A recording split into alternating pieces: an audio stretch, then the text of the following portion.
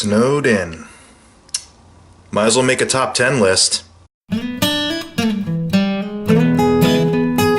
Happy New Year, everybody, and welcome back to another McGTV Top 10 list. As has become the tradition since I started here on YouTube, I've wanted to kick off every new year by recapping what were my 10 best movies of the past year and my 10 worst movies of the past year. Now, some of these films on this best of list, I'm not going to get into too much detail about because I've already provided more in-depth analysis and critiques on these films in separate vlogs, which I'll put links to down in the description for you to check out for yourself. But this year I thought I'd try something a little bit different and offer you a couple of runner-ups. These are movies that I still really enjoyed and still had a good time with, but they don't really, in retrospect, qualify as creme de la creme for me as the top 10 best of the year. They're still good, they're just not great for me.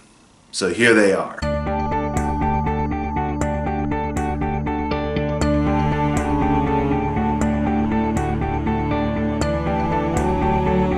Now, on to the main event. Doctor Strange. I had a lot of difficulty placing either this or Rogue One as my number 10 because I enjoyed both, I feel, equally and got a great sense of fun and adventure out of them. But something about Doctor Strange kind of put it a little bit higher above the mark for me instead of Rogue One. With Doctor Strange, they were trying new things. They were going for more trippy visuals and more daring types of imagery, I feel. And for me, that really was what kind of solidified it as the number 10 choice. Again, solid casting, a fairly generic plot, but they're able to inject a lot of character moments really well into the story.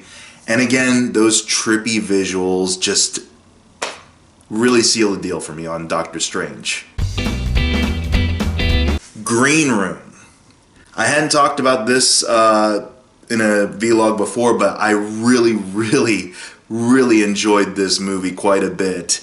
It's very simplistic and very basic, but it's got this just homespun grittiness and filth to it that something about it just hit all the right marks for me. And leave it to two Star Trek alums to kind of propel it into more than just gratuitous violence and shock horror, essentially. I really didn't know if they could get me to really hate Patrick Stewart as a character, but he sold me on his white supremacist leader role, and it was very subdued but haunting performance at the same time. Same goes for Anton Yelchin. I've always enjoyed him in movies, God rest his soul, but he's always struck me as this overall nice guy. And even though he kind of plays this quality in the first, I want to say, third of the movie, when shit gets down and real and, it's pretty much a fight for survival in this little dingy bar, he brings his A game and becomes something of an intimidating presence in the movie. And finally, just the last image of him, after all is said and done, he's got his head shaved and all the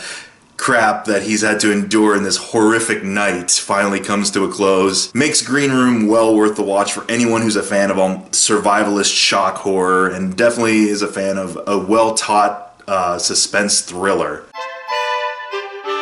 Star Trek Beyond. This brought about this old school sense of love and admiration I have for original Trek. As much as I enjoyed the first two installments in the new rebooted Trekverse, you have to admit that a lot of the in-jokes or references or just flat-out reenacting classic movies like Wrath of Khan, it got a little old. Here with Star Trek Beyond, they were able to catapult the Enterprise crew not only into a more character-driven story that deals a lot with themes of mortality, themes of what they're truly fighting for, themes of if what they believe in is really worth all this sacrifice, but also keep the pace going that you would expect in a good summer blockbuster with a lot of cool action and a lot of humor. Simon Pegg really knocked it out of the park with his script, and Justin Lin's direction more than adds to the overall fun but also thought-provoking aesthetic that the new Trek seems to be going for. 10 Cloverfield Lane. I was curious about if this would tie into an overall Cloverfield verse. I'm kind of glad it sort of doesn't, because I could see this becoming the next Twilight Zone or the next Outer Limits, this new anthology series of horror movies or suspense movies that can really offer a little bit more of the Spielbergian quality to movie making that seems to have gone by the wayside with actual Spielberg movies, but at the same time have like cool new dynamics on old classic horror tropes. The idea of these soul survivors cramped together in a claustrophobic environment, not really sure of what's outside the door. Granted, it kind of falls apart a little bit in the last act when it's revealed what is outside the door of this bunker, but for the most part in the story, I'm more transfixed on Mary Elizabeth Winstead's performance, and especially John Goodman. He just added a whole new level of creep factor to this movie that was much appreciated. Deadpool, of course. This was such a refreshing film to have in your superhero blockbuster genre, especially since a lot of the superhero blockbusters of this year weren't that great. And this movie seemed to not only relish in being able to add something new to this genre, but also make fun of pre-existing tropes in it. You can tell that Ryan Reynolds and Tim Miller had a deep-seated respect and love for this character, that they wanted to see it done right finally on the big screen. Raunchy comedy, uber meta humor, and overall really solid performances, starting off with Reynolds himself being the ultimate like smarmy ass. Out of my most recent purchases in the past year, the Deadpool Blu-ray is my most viewed Blu-ray so far.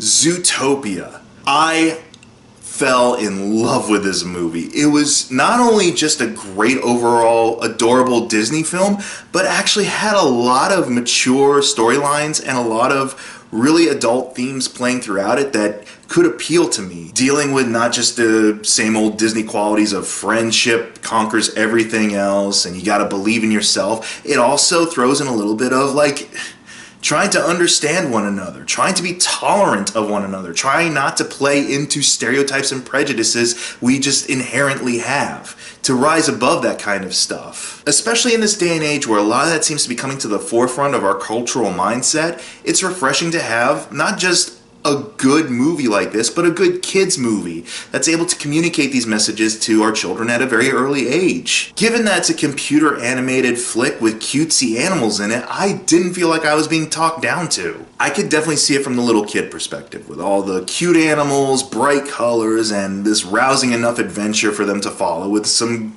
decent humor, but also from the adult perspective saying like, yes, this is speaking to my basic need to want to just be a decent person. It's a movie about love, it's a movie about friendship, it's a movie about wild and goofy animals trying to live together, but it's a movie about tolerance. The Witch. This, I'm not gonna lie, was a bleak sit for me, but I enjoyed the bleakness of it. The Witch is completely like tertiary to everything else in the plot, as it's more just about like the unraveling of this family's group psyche as time goes on. Really love that washed out aesthetic that this whole movie has going for it. But again, the performances are just chilling and soul crushing at times. Especially from the main young actress, I can't remember her name right now, but her performance throughout this entire movie really just anchors you in this tale of unbegotten woe and misery. In fact, I'd say the main draw for this movie is the kid performers. They do incredibly well with this old English dialogue and making it come off as legitimate. It's dark, it's murky, it's disturbing, it's everything I wanted from a very just hollowed out experience of this family being tormented and tortured. But at the same time, it doesn't go too far into the bleakness that I'm not able to relate to it in any way. It's a very engaging sit, it's a very suspenseful sit, and you won't want to turn away from it, even though your gut's telling you you should. The Nice Guys.